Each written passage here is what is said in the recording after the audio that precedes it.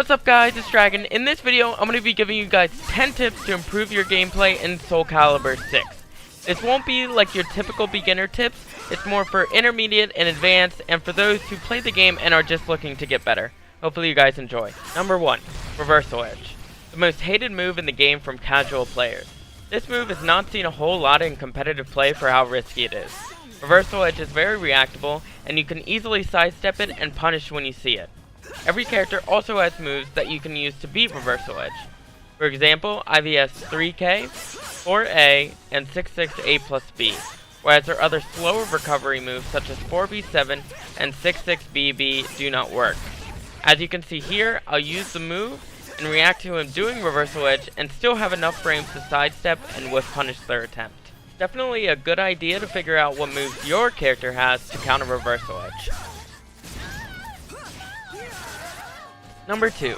Normal hits and counter hits. Any normal or string you do while your opponent is standing still is considered a normal hit. Counter hits are when your opponent presses a button around the same time you do, but your move hits them first. This is considered a counter hit. Some strings combo on counter hit and normal hit, and some only combo on counter hit. For example, Ivy's 66BB combos on normal hit, but her full crouch 3B only combos on counter hit. If it's only a normal hit, only the first hit will connect, and they are able to block the second one. Normally, counter hit strings are better than normal hit.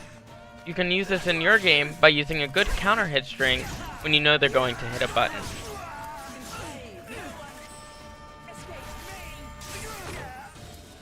Number 3.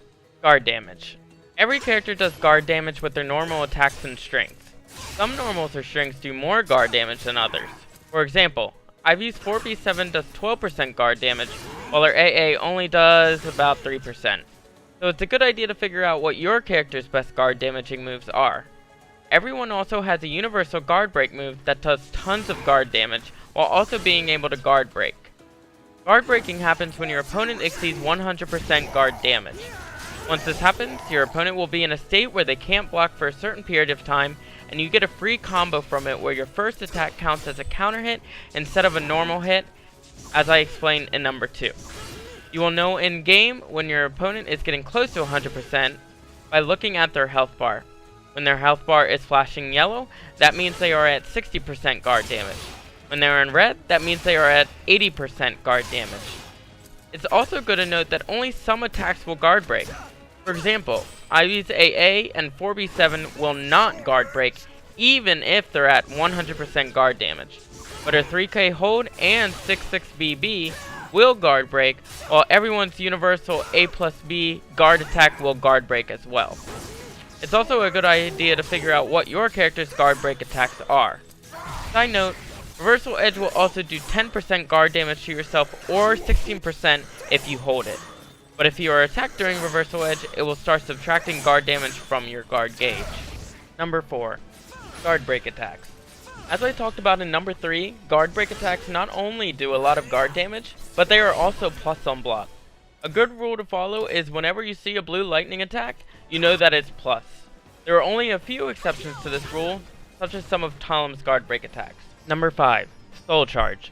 As most of you already know, Soul Charges are a get off me move that are completely invincible throughout the whole duration. Even if it doesn't hit you, you are still unable to whiff punish it. But you still do have frame advantage to do whatever you want. This is the perfect opportunity for you to put them in a 50-50 situation. For example, whenever someone Soul Charges against Ivy and it whiffs, the Ivy player has an opportunity to 50-50 them with either her low grab or mid spike. Number 6. Mix-ups. In Soulcalibur VI, there are highs, mids, and lows. Most characters' normals are all highs and mids, while their lows are reactable. So a good rule to follow is just block mid and react to the lows. But that's where the low pokes come in. Low pokes are generally minus on hit, so they can't get anything after it. It's not a big risk to keep it safe and just block mid, and if they hit you with a low poke, you can go into a mid to stop them from doing another one. There are some exceptions to this rule, such as Aswell, who has an unreactable low that goes into a full combo. Number 7. Stages. Stages are a huge part of Soulcalibur VI. You need to be aware of where you are on a stage at any given time. You also need to use what a stage gives you, whether that be wall combos or ring outs. That also goes for watching out for what your opponent can do with these stages too. If you're playing against a character who can ring you out easily, it's a good idea to make sure that you're aware of your position and try to avoid the edges as much as possible while you're playing against these characters. Last but not least, number 8, Critical Edge. Critical edges are some of the best moves in the game, but unlike what most people think, a lot of them are punishable, either by blocking and punishing or sidestepping and punishing.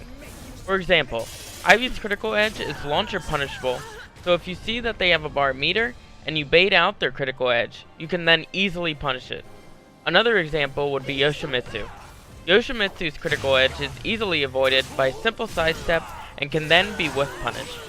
There are different options for every single character, so it's helpful and smart as a player to go into practice mode and get to know every single way around each character's super.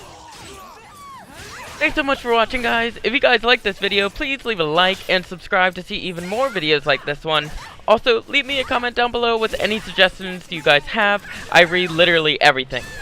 Hopefully these tips helped you guys in becoming a better Soulcalibur VI player. Again, thanks so much for watching, and I'll see you all in the next one. Peace out, guys.